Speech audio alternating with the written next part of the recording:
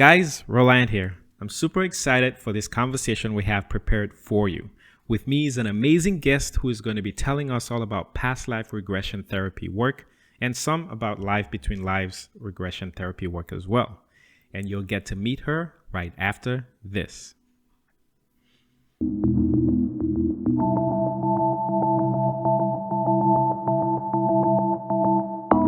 Welcome to Conversations with Roland, where the goal of this show is to learn life secrets through diverse experiences. I am your host, Roland Achenjang.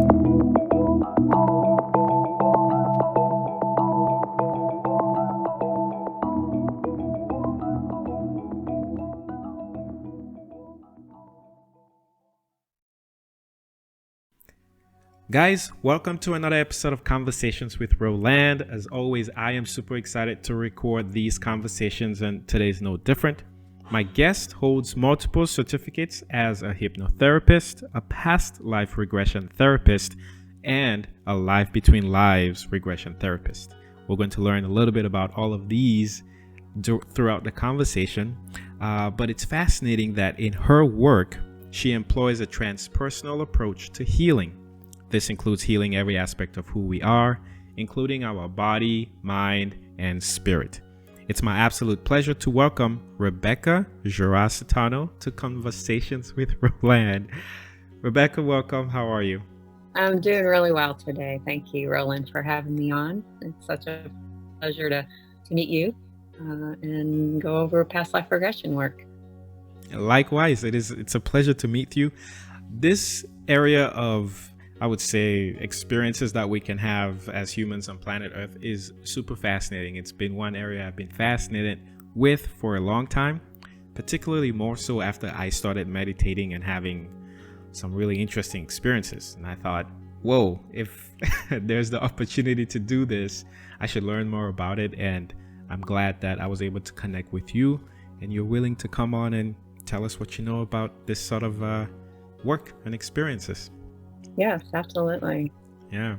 So let's take a step back before we get into it and learn a little bit about who Rebecca is. Oftentimes I say for somebody to be interested in this kind of work, their life growing up may have had a situation or an impact on them that made them think maybe there's more to life than just the physical. And so what was your life like growing up? Well, that question is interesting because when I was very young, my spiritual path began very young. I was actually in the first grade, and I had what was deemed to me a past life understanding and experience. And so as a young child, I was already asking questions. Where does me go? Where does the me go? I didn't know what that was called, but I understood that somehow it just didn't end. And so at a very young age, I had what would be called a past life experience as I look back. And that's really colored a lot of my questions and my approach and why I do it. That's wow, that's fascinating. So I'm not trying to date you here, but were you able to find answers as a child, having had such an experience and asking those questions back then? Back then, no, not really. It would be in the 60s. I don't mind. Okay. And back then, that was not discussed openly. A lot of spirituality was not. It was pretty much still taboo. But I would have to credit my mother for allowing me to explore. I actually did happen when I was about 10. I was being raised Catholic. And so an incident happened when I was on a field trip with the church, and it made me want to explore other, I would say not other religions, but where other churches that other people went to, my friends. I asked my mother if I could do that, and she allowed me. So she took me to Quaker meetings. She took me to a New Thought church. I don't remember the name of it. And I asked the kids at church or at school if I could I go to their church? I wanted to see what was being said, because at that point in my life, in my young life, it did make sense to me what I heard. And in my exploration, I got to see that a lot of the different religions pretty much vocalize the same aspect, that we only get this one life and we have to get it right. And that never made sense to me as a young person. And of course, earlier on, I had that experience. And so I've always been exploring. That's awesome. Hey, tell me this. Do you have siblings by any chance? I do. Okay. I have a sister, a younger sister, and a younger brother. So you're the oldest. I'm the oldest. Neat. Now, kudos to your mom for being, open-minded enough to allow you to explore these different areas, to help answer these questions that I guess popped in your mind after your, would you call it a past life regression experience that you had, or what? Well, okay, so it's interesting. A lot of my spiritual experiences have happened in the awake state. And I use that to help people understand some things that we'll probably be getting into a little bit later. But often I would say that I go into it's just like I'm operating in this, alpha state, and as children always do anyway. And it was just as if I was being shown something, and I stood there, and it was very quick, and I saw images, arc of time, and then I was like, oh, okay, I was born here, so I've lived before. That was just the understanding. And so I didn't know what that was called, Okay. at 7 years old, of course. But looking back, I realized exactly what that was. I guess another way to kind of group all these experiences would be to call them spiritually transformative experiences. That's one way. Now, so this happened in the 60s. Did it freak you out? Like most times people get scared. I've come across many individuals who would have these experiences as kids. In your case, your mom was okay kind of having you explore to find answers. But most of the times, other people's parents would say, this is not normal, kind of hone this down. And then they end up shutting down these abilities. Was this your experience too? No, because I was a very shy child. I never really spoke about my experiences to adults. I was always observing and internalizing things. And so I don't believe I explained what had happened to her. Okay. Yeah. So I was not shut down. So I understand, because I've had many clients who had experiences in a younger age, and they were told they were making it up, or that this wasn't possible, and on and on. Yeah. So sorry, I just want to dwell on this. Sure. This experience. I love talking about it. Sure. So you said it felt like somebody was showing you something. Any idea if this were part of your spirit guides? Any idea who was the one showing you these images? Well, and the way I would explain that, and I would explain that for anyone, is that we are energetic beings. The word spirit actually means energy. And I don't know that I was being shown by an other entity or a guide. That could be very possible. But I believe in our own processing, especially when we're children, we operate in brainwave levels that allow that information to come through and surface.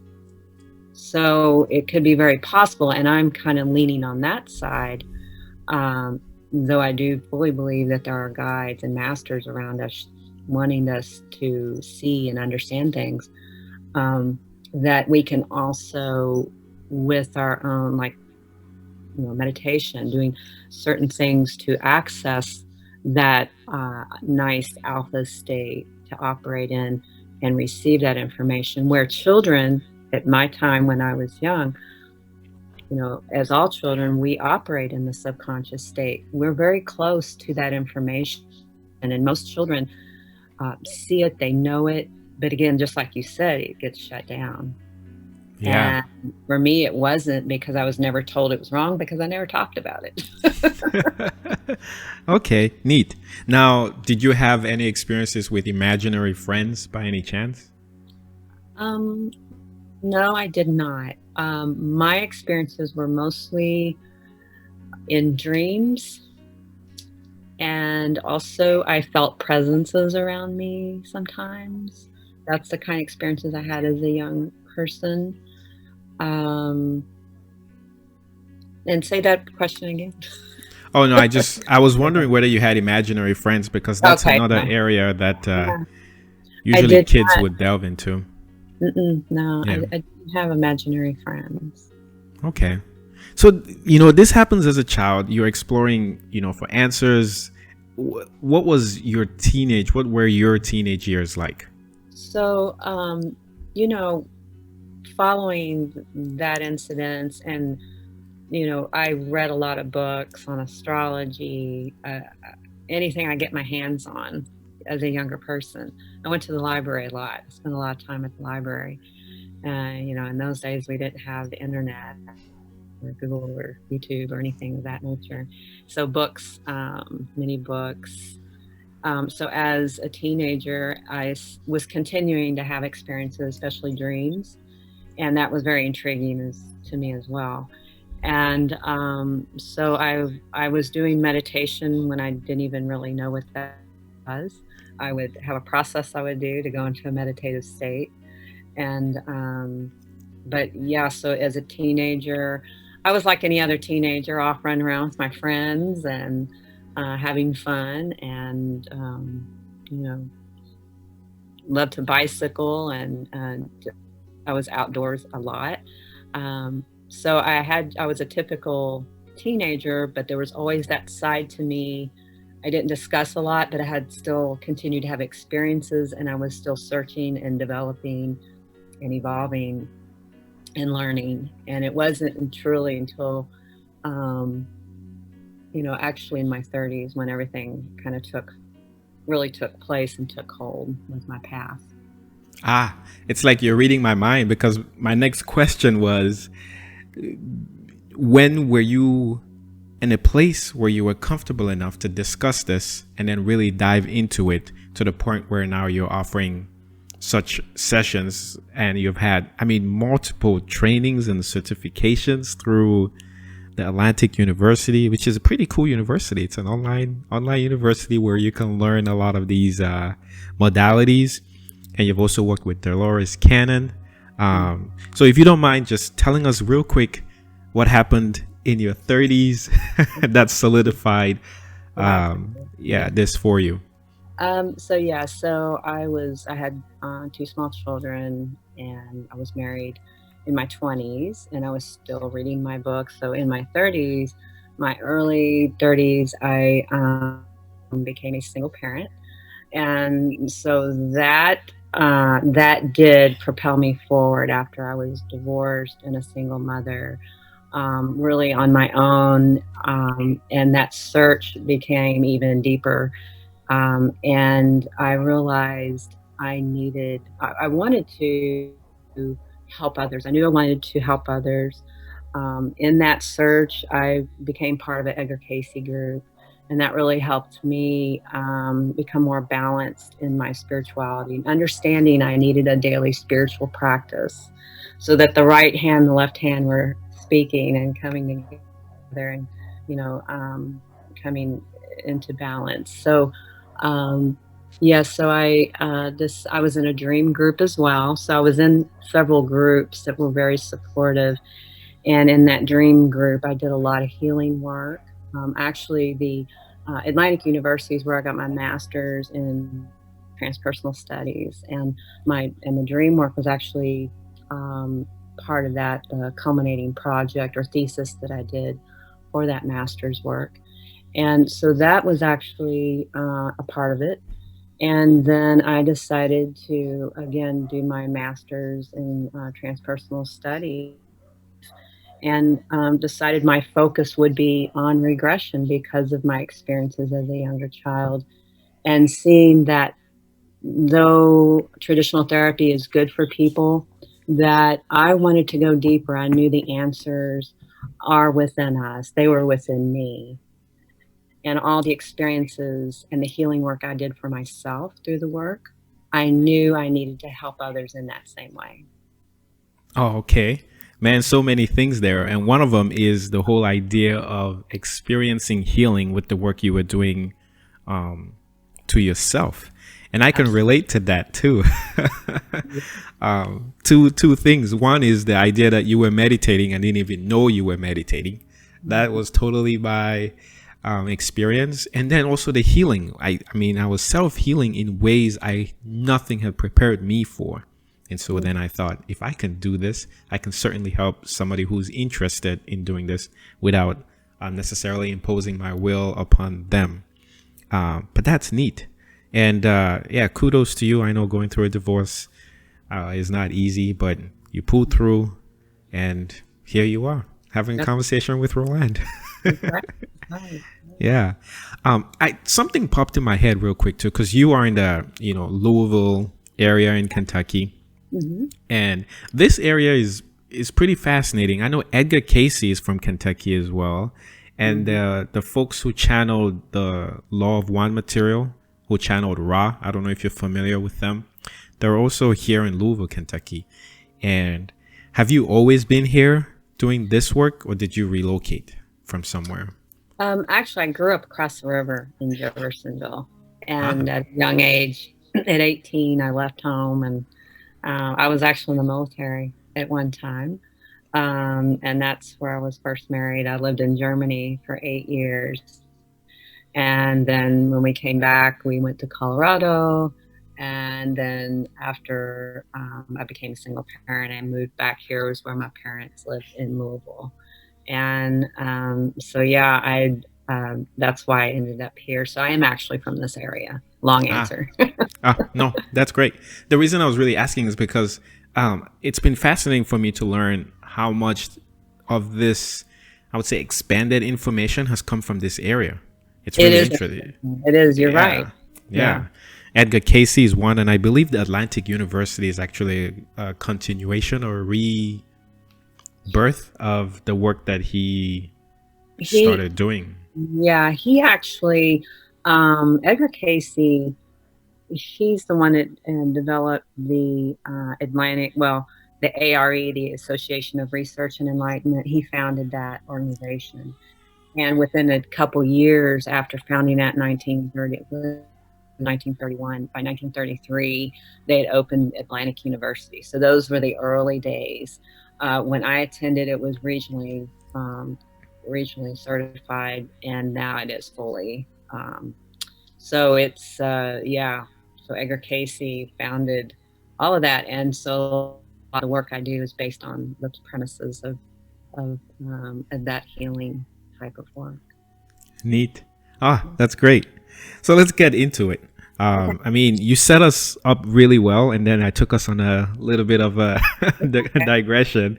But you said that, you were finding that you were healing by doing this work on yourself. And so you thought, even though there are other ways of healing, like in the Western medicine tradition, in a sense, there is the opportunity to heal through this work. So we can start with the basics. If I'm new to this and I'm listening to this conversation with Rebecca and I'm going, what the heck is past life regression therapy or past life regression work? What would you tell me? So if usually when people contact me, they've done a little research or they've read a little bit about it. And so to ask what it is, that's a question that can provide lots of conversation. So what I would basically go back to is the idea that within the subconscious mind, we are able to access memories, feelings, our habits. But even more so, there's various levels of consciousness. Again, remember when I said that the word spirit or yeah, it means energy. So we are actually connecting.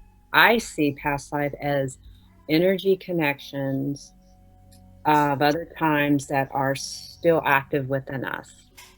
So we are able to connect with those because of the patterns, triggers that are still latent within us. If you look at the work of Carl Jung, he even talked about dreams as energy pulses that connect us to like memories from childhood or other types of energy frequencies. There's different levels of dreams. They can be telepathic. They can we can understand our energy in our body. There might be a medical condition we can connect with. So looking at that for me, I see past life work or past life energy as connecting with that. And a person is able to understand, they are able to use their cognition and their inner subconscious, I guess, feelings, emotions, intuitions to understand about themselves. So I always say that a person, when they're doing past life work, and I do my different healing models, it varies with each person, that we are actually integrating, understanding, or celebrating these patterns within them. And they can see them differently through that healing. Okay. Does it sound like, thanks for that explanation, Rebecca. Do you think it's necessary to have maybe I don't want to call it a dogma, but an understanding of an expanded awareness of who we are for past life regression therapy to benefit an individual? I think it is important to be open and move beyond the particular dogma of Western religions, because they do not embrace usually reincarnation. So yes, if there is a fear or a belief, it can actually keep a person from really allowing themselves to go into the various levels of consciousness needed. So it's good just to have an openness. I have many of my clients, even though they may have, most of us have backgrounds in your regular traditional religions, Western religions, they do feel like there's something more. And I think that inner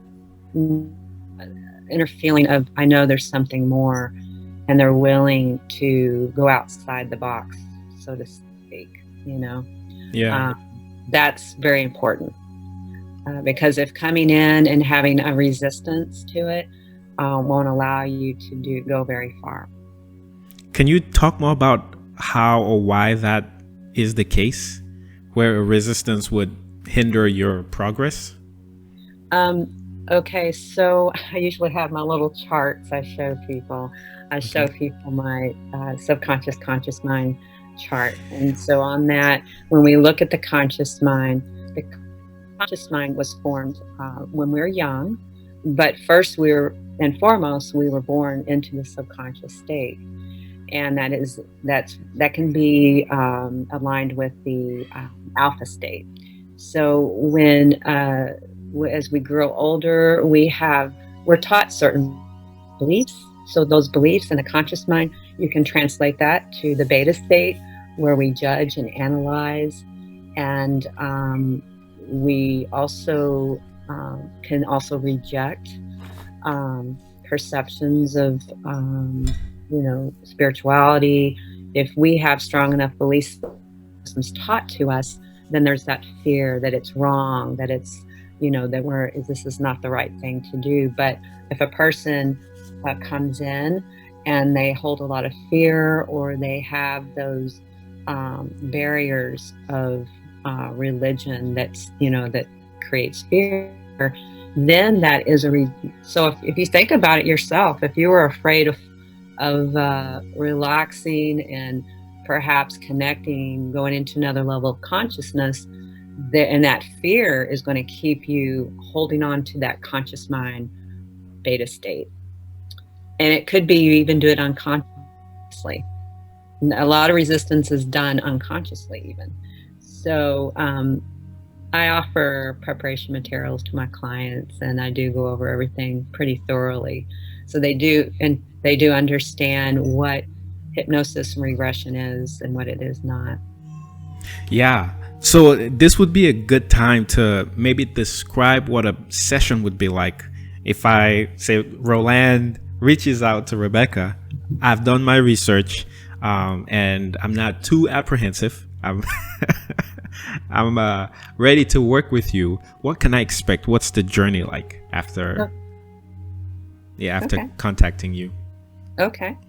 And even though a person is open and they're all into doing a session and connecting with their past lives, I still recommend some preparation on their part, because it's also what a person brings with them.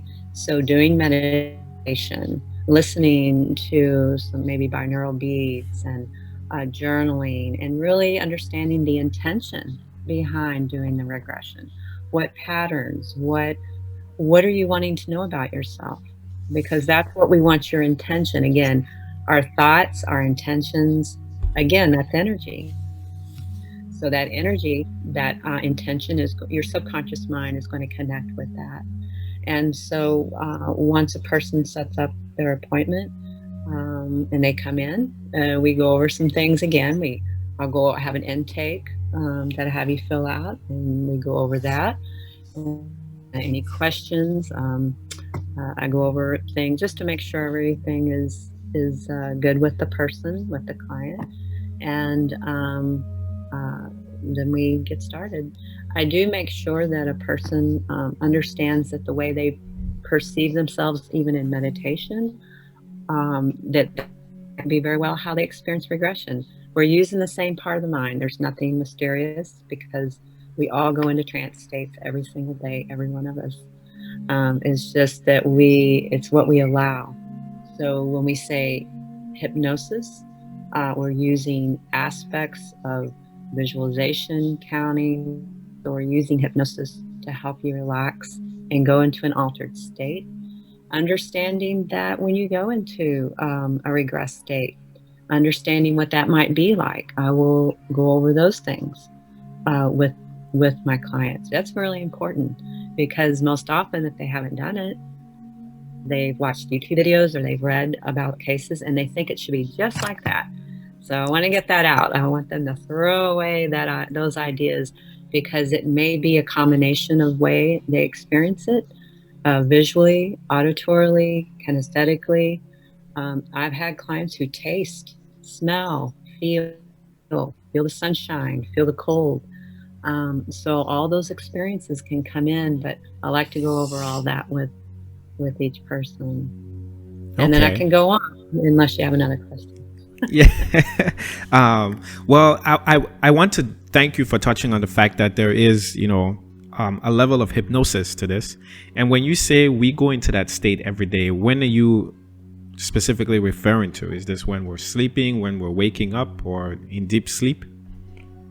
Okay, that's a good question.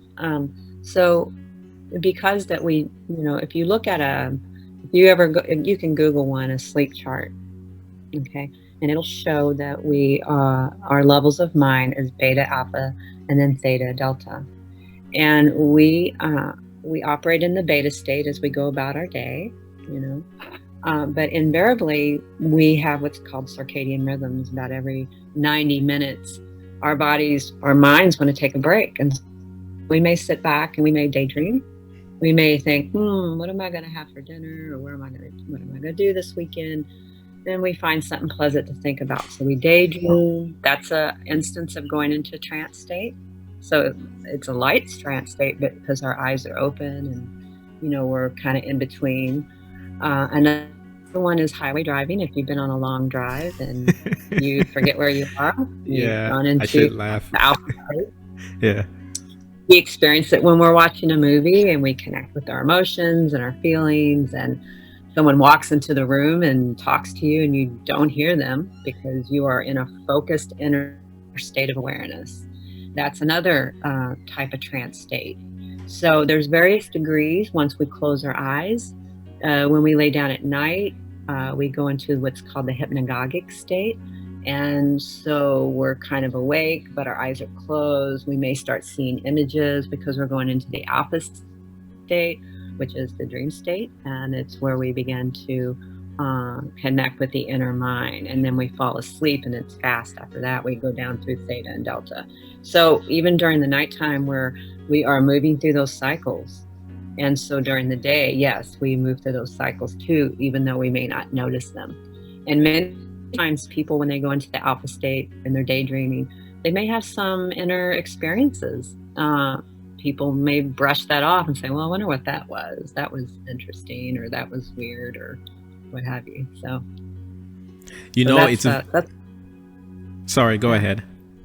No, that's just an example you had asked for. So it's very normal. Yeah. No, thank you for that. I was laughing about, well, not laughing in a bad way, but just smiling about the fact that sometimes on the highway you do go into a trance when you're just driving. And I have a family member who, she said she drove for miles and took an exit, and she missed her exit, and she just kept going and did not realize how she ended up there. And then when she got back, she thought, oh, I missed my exit, miles ago, and she had to turn and come back. So it's right. It's totally legit. Yeah. Yeah. So is it during a regression analysis session, then are you just holding people in a longer hypnagogic state, for instance, and then giving them feedback on what to experience, or how does that work? What I'm really trying to ask is, if we're going through these states throughout the day, why do we need to come to a session with Rebecca, for instance? Okay. Yeah. I mean, you could put yourself in a nice state. You could listen. There's audios out there for regression that you could listen to. But when you have someone who's facilitating you, then if there's something that comes up, maybe there's emotion, maybe there's a place where you need some help with getting through that. And so often I will say, well, what are you feeling? What's your impression now? And in that, you're not going to be asked that when you're listening to an audio. You could be, but there to help you do any healing work, releasing, again, celebrating, recognizing certain things. So if you would come to me, it's because I'm going to actually guide you with the induction and going back into a timeline. It could be that you have a certain pattern. I'll say, well, let's move back on your timeline to the first time that ever happened to you. So it's I'm more of your facilitator and guide, and you will be using the subconscious energy frequencies related to that intention will take you into scenes and memories that are needed, and I'm there to help you through those. Yeah. Okay, so lots of questions now come into my mind, especially since you said you're more of a facilitator and a guide, that have to do with the whole idea of the healing. When someone does a session like this and they heal, what are you describing as healing, essentially? Okay. Do you want me to give you an example? Yes, please. Examples are always great. Okay. So, perhaps someone who has got a place in their body they're holding, maybe they, haven't been able to honor their voice. Perhaps something they haven't been able to convince, perhaps they're in a current relationship, so to speak. And so guiding that person to the first time, or the intention of that they have, is to understanding that pattern, and they may go into a past life scene once, and so it is a little bit more detailed as I'm just kind of giving it in a nutshell. So if they go into a scene that represents something that happened. It could be physical, it could be emotional. It could have a lot of different possibilities. But perhaps, like, if that person wasn't able to speak their truth, and um, in a scene they were, um, maybe imprisoned even, or for their belief systems. And so as we come back into the hypnagogic state, when we go through the death scene, we always go through the death scene, whether the person goes there first or I guide them to it.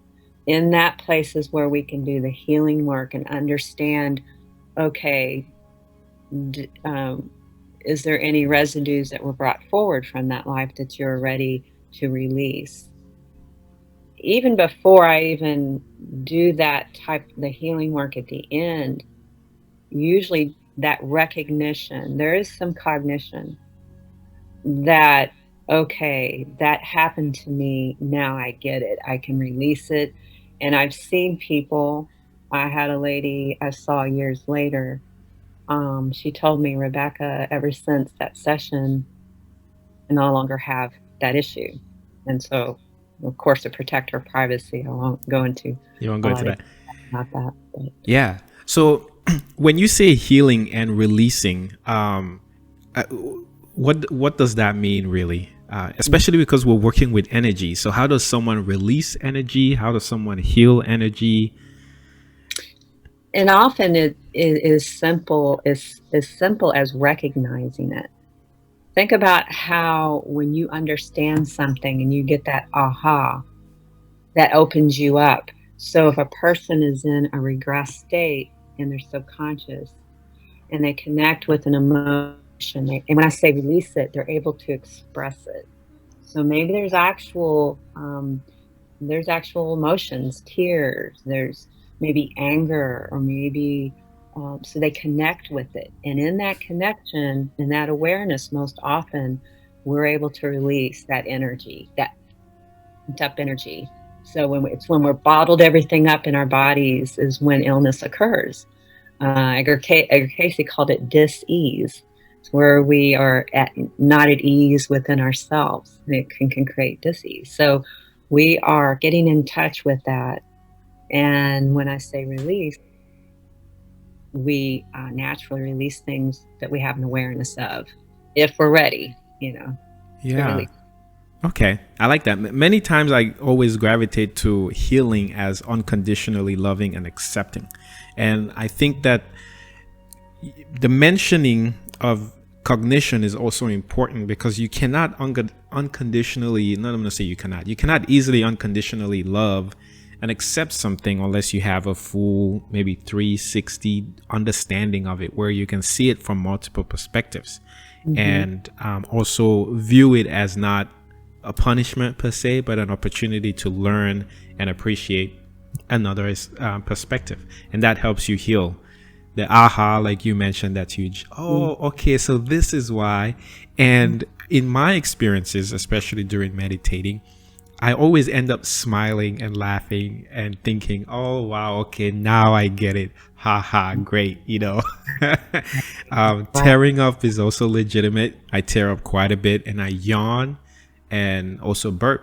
I don't know why. And I don't know if you can speak to those as what they signify in your experience. I'm sure it's not universal, but Well, and actually, some people's stomachs growl, that type of thing. But the body, of course, the operation of our body is in the unconscious level. We don't have to tell our hair to grow or that type of thing. So when we're connected in the, I think, deeper levels of mind, um, some of those things can occur. I like what you said about, you connect with the unconditional love, and that's really important because allowing a person to go into a regress state and connect with past situations, feelings, emotions, um, it does allow for a person to see a bigger picture, and also facilitates a person into loving themselves, appreciating. that they didn't see something wrong, but they had this experience, and now they can learn from it, maybe perhaps help others that's had those similar experiences. Oh, for sure. Right. You become a teacher when you experience things naturally. It's like the best teaching opportunities for us. Rebecca, tell me this. So when we are accessing our past lives, like, where is this information stored? And I know that's kind of like a weird question, but you've talked about we are mind, we are body, we are spirit, we're also energy. You kind of mentioned that if we store pain in our bodies, that can manifest as disease or the lack of easiness within our body. And so if I'm going through a past life regression session, like, where is this warehouse of information that I'm accessing, and how do I know that I'm accessing what pertains to Roland, to me? Okay, that's a big question. There's a well, and there's yeah. I'm sorry. No, it's okay. Now, most often, some people will, if you were looking at it in a scientific way, they'd say, well, it comes from your brain. Well, what we're understanding more and more is our heart is a second brain. Our heart actually has they see that it has nerve endings and those things associated with memory. And so it's actually, and I've read some old works, 100 years old, that were written that said, going into the heart is actually more connected to your subconscious mind. And so if we think about ourselves as being spiritual energies, okay, we also have energies without, we have the emotional and mental aura bodies. It's also understood that we have the Akasha records. That's an etheric substance, a spiritual substance that we can access information. Edgar Casey connected with the Akasha records and was able to get information from those, but he was also able to connect with another person's aura, their energy field, and there's information there. So we can access that too. And Edgar Casey even said we could. Jesus said we could. And so that information, again, are energy frequencies, and that's probably the simplest way I can put it, that lie dormant within us in our energy fields. So it's like we're carrying it as we're born, we're carrying that information in energy fields. And we're able to access that going into altered states. We were able to connect with that. And I imagine that's what I was doing when I was a child. That's what other people have done in dreams. We access that information in various ways. So did that answer your question? It did answer it for me. I mean, after I had my awakening, I began to really see that all of life is energy interacting with itself in unique ways, and that this energy is really information stored in unique ways and expressed in unique ways, and that within this energy is just a field of information that can be localized. And so I have a field of information around me that I'm carrying with me everywhere I go, including past lives and really, really like old past lives. Ever since I was a unique expression of this energy, I've just been accumulating information. And you see me today and you might think, oh, this guy's just this, but no, there's a bunch of baggage that I'm carrying. You have invisible baggage. That's right. Yeah, absolutely. So yeah, I do appreciate that answer. And it leads me then to this other question about, all this baggage that we're carrying. And I think some of this baggage, I would include past lives within that baggage, right? It's not, when I use the word baggage, it's not in a bad way. It's just saying there's way more to each of us than we think. I mean, infinitely way more information. When we are born into this, life, when in this lifetime, there's that veil of forgetfulness. And I would imagine that you're familiar with this, and anyone who is watching this video, or even remotely interested in past life regression, would be familiar with the veil of forgetfulness. And I'm sure you've gotten this question, which has to do with the fact that if part of their agreement is to go through this forgetfulness. What do you see as the benefits of kind of penetrating it with a past life regression session? Mm-hmm. The way I see it is that I don't think that the veil of forgetfulness is there that we're supposed to respect.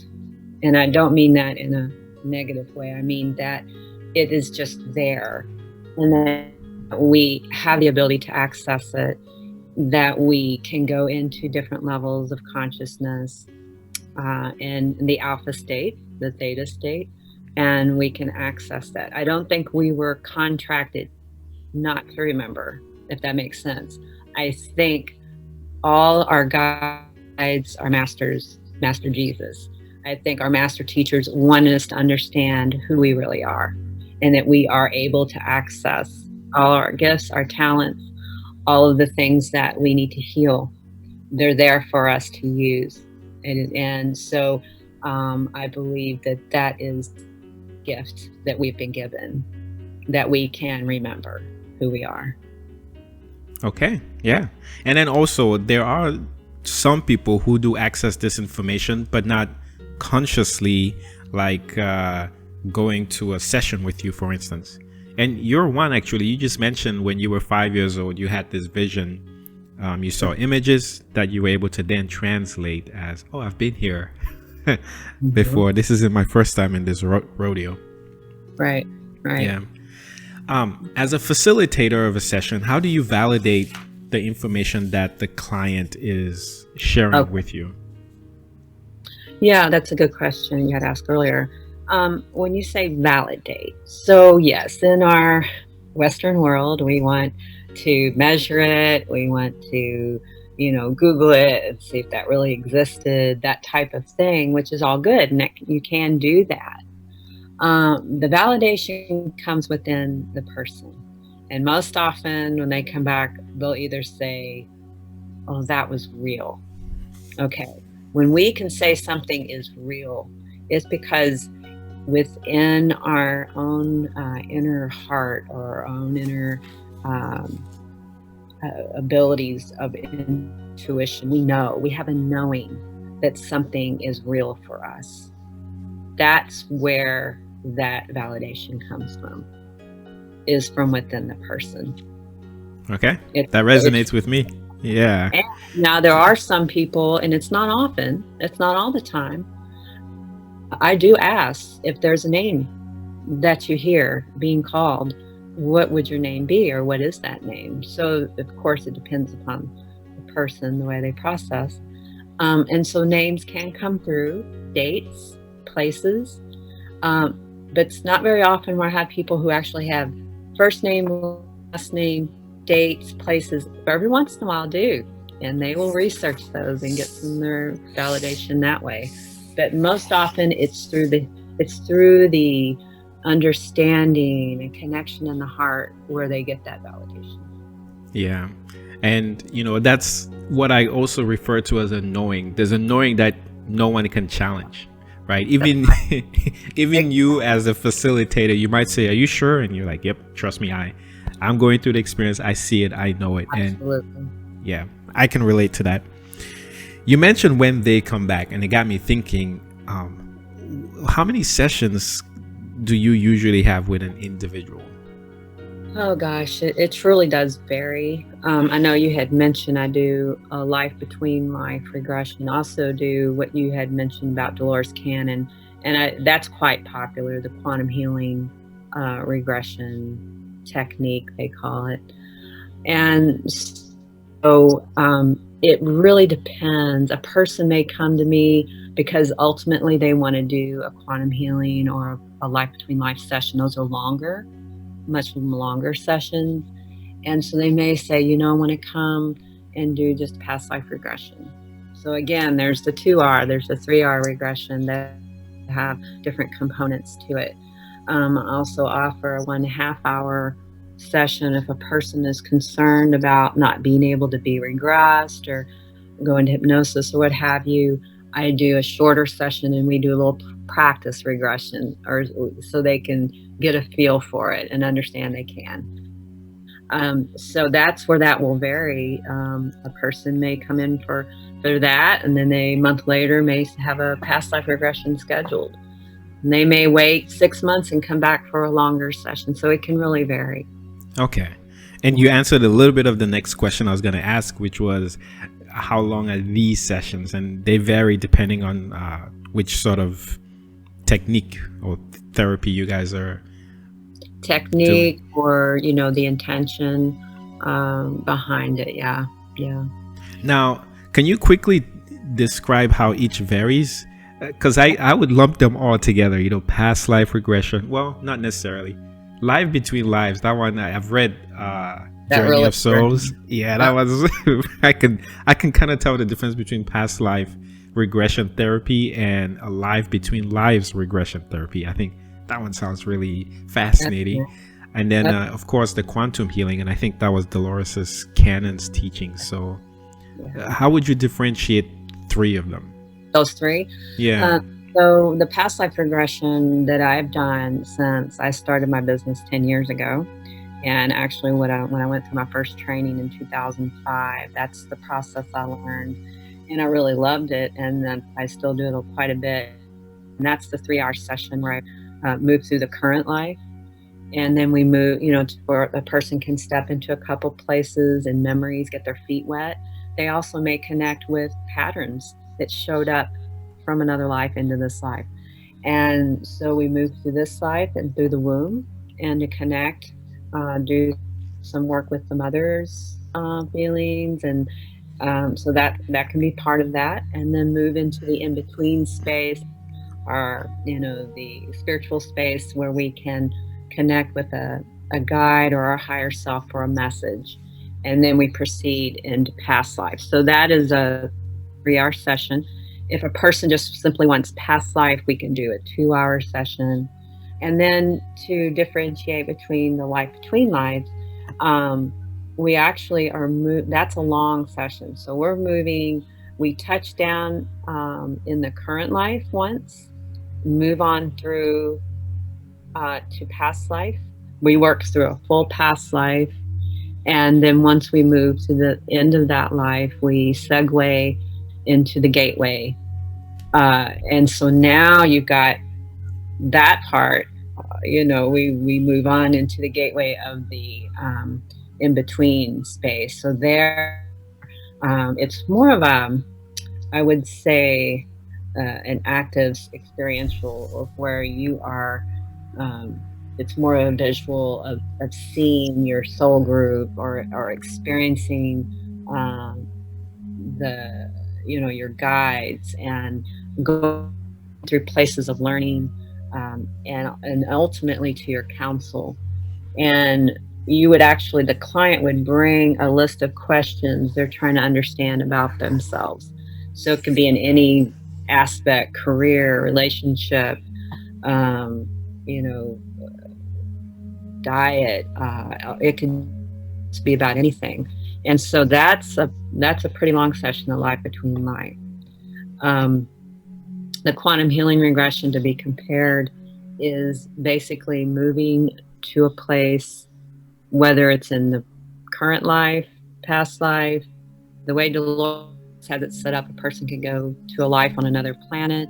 They can, so it's very open to not just past life. And so we would work through wherever they go, and then we would actually call in the higher self.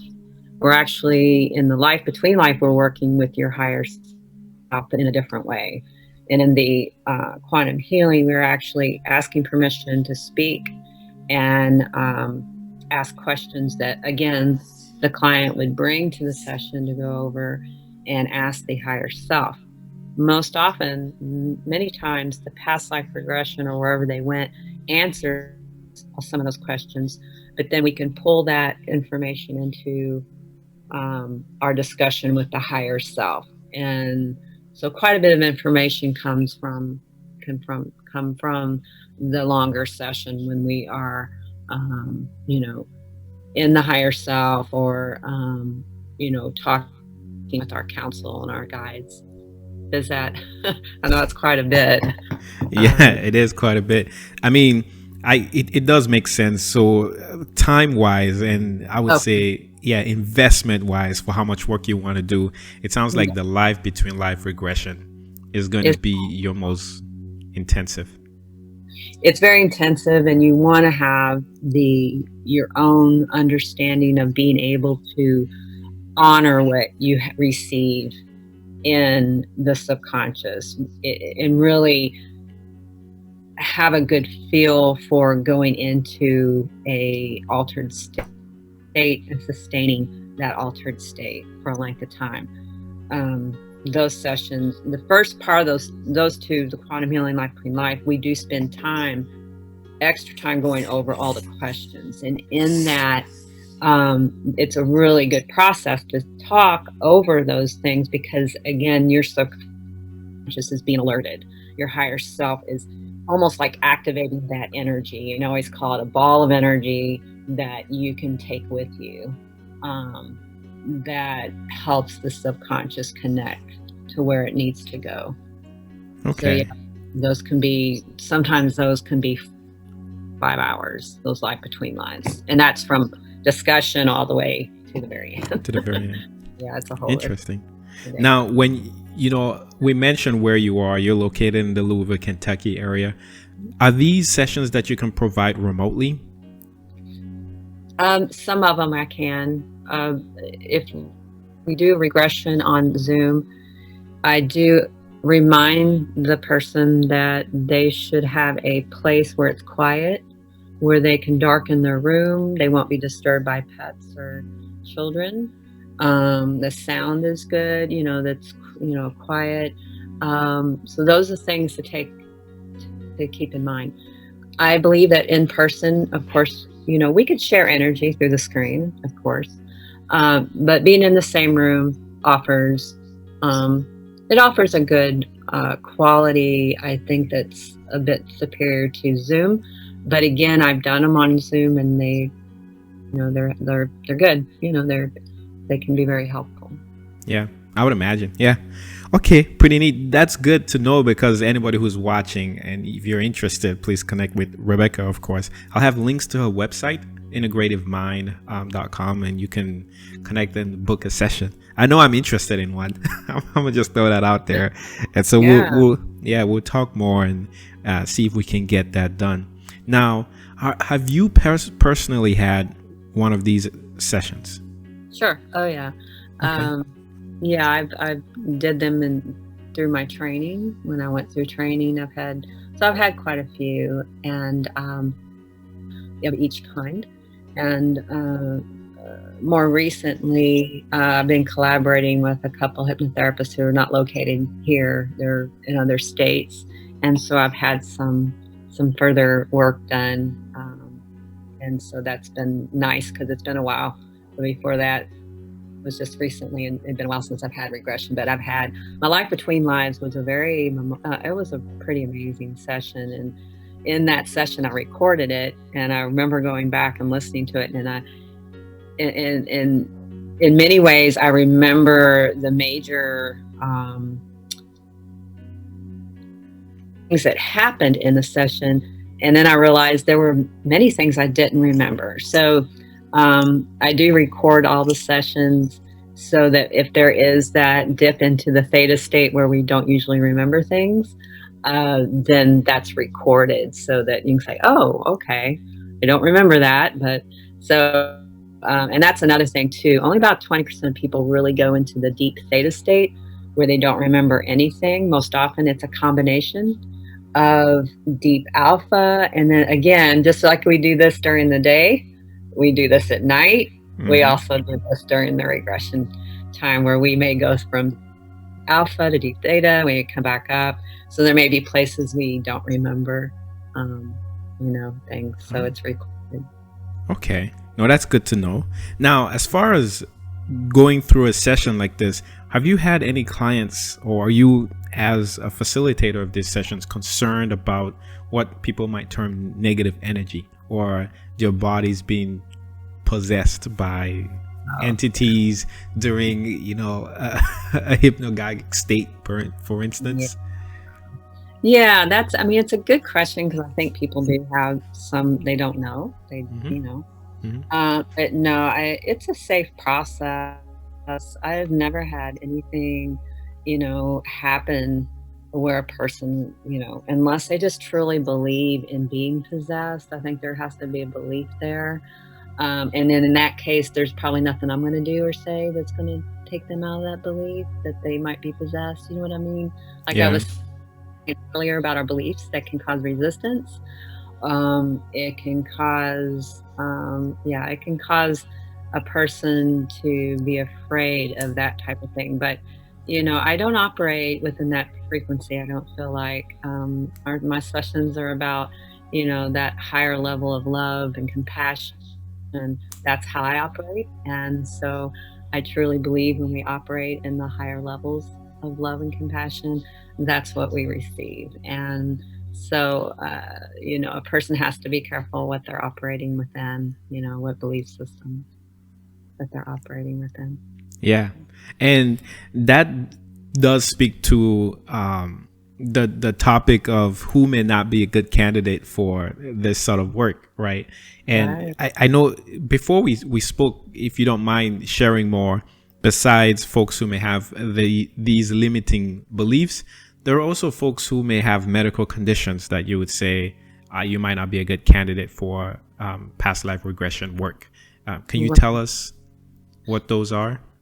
Right, right. And so, um, let's see, just to kind of back up a minute. Yeah, when we look at going into regression, again, it is a safe process. But if a person does not have, I don't want to say abnormal, but if they don't have normal functioning of the mind, so if there's bipolar or schizophrenia, it doesn't mean they cannot, but I would need to have a release from their therapist that they would be good candidates, that they would not abreact, meaning go into, states of, uh, I don't know basically what they might go into, but into states um, that aren't going to benefit them, so to speak. Does that make sense? So. It does make sense. Yeah. I mean, you don't want to make things worse for any of your clients, I would imagine. And so, yeah. So I do send out an intake to screen that, and that is on the intake, and that and I have therapists who say, yeah, this person has been maintained on medication, and I think they'd be fine with doing the regression therapy or what have you. So I do. I'm laughing because my very next question was going to be about medications. Do medications interfere with this kind of work? Most people who are on any medications are so that they can relax or balance out. I do ask that question, and that person would know if they're on a medication that might keep them from being able to relax. Most often, that's not the case, though. Yeah. Okay. And as a practitioner yourself, how do you continue to stay up to date, or how do you continue to make sure that you're providing the best services for your clients? Well, I think there's a twofold answer to that, and one of them is my own self care. Hmm. That I, in the beginning did develop a spiritual practice that, with meditation, dream work, different walking in nature, things that resonate for me, that brings me peace and enables me to really operate um, from a space of being able to open up a space for another person and step back and allow them to process what they need. The other part is because it's such a passion of just recently did my master of hypnotherapy certification. I'd been wanting to do it for quite a long time, but life kind of got in the way. And so I did complete that. And I really am glad I did that because it did open up some more healing models that I can offer regression therapy. So that would be what I label as current life regression work. And so, sometimes I take certifications in that way. That those are pretty major certifications, so it's not an all the time thing. But I do go to conferences or read books. So I do various things to keep me up uh, on what I can offer my clients. Yeah. No, and it shows. It shows, especially with your credentials, because you do a lot. Past life, you just mentioned current life, life between lives, regression, the quantum healing. You also do dream work and suggestive hypnosis for habit changing. Yeah. Yeah, you do have breadth of skills here that you can certainly pull from to help clients who are looking for alternative ways of feeling like themselves again. And if someone works with you, let's say we do a live between lives, right, regression session, how are those changes maintained? Is it a permanent change? Can we go back to the old ways? What are some suggestive ways you would tell a client to help them maintain this newfound self that they've just realized? Okay, no, that's a good question, because both in the quantum healing and the life between lives, um, being that is recorded, most often the question may be that I apply to their higher self or their guides is, what steps can Roland take? What are his next steps in whatever it is you're trying to, to achieve? And so I think that the person, when they understand those connections, getting direction, that when they come back, it's pretty amazing the information that we go through. They'll often have to sit and say, "Wow, that was a lot," and so the person needs to take the next few days to journal, walk in nature, listen to their audio if they wish to. Most often, there's going to be enough information they remember to work with and to put that into place. I strongly believe that when a person comes to me, they're highly motivated to really understand more about themselves and to be guided in a more evolutionary way in their life to move forward. And they'll be the ones that'll sustain those changes. It's up to them, of course. Yeah, absolutely. Oh man, we're right at the end here, and I don't know if you feel comfortable, but you mentioned earlier that your live between live session was really awesome. Is there any part of that you feel comfortable sharing? Yeah, I will share. I don't mind. And actually, what's interesting about it, 10 years prior to that certification is when I did my certification for it. I'd had a dream about, and I knew it was a past life dream because I've had many of those. And in this past life dream, I saw myself. I looked a particular way. I saw that I used my voice as a singer, a professional singer. And so 10 years later, I'm in this live certification program up at the ARE, and the student regressed me. First, we went through past life, and that's where I went to. And so that I was able to explore and expand upon that and realize some things about myself, how very kinesthetic and empathic, how much of a sensing, feeling type of person that I am. It really opened that up. And then once we went through the gateway to the life between lives, I went through these healing colors. It was almost as if I could feel my body almost vibrating, and I was going through these, what I could call more healing colors. And then once I went through that, I was able to connect with my soul group.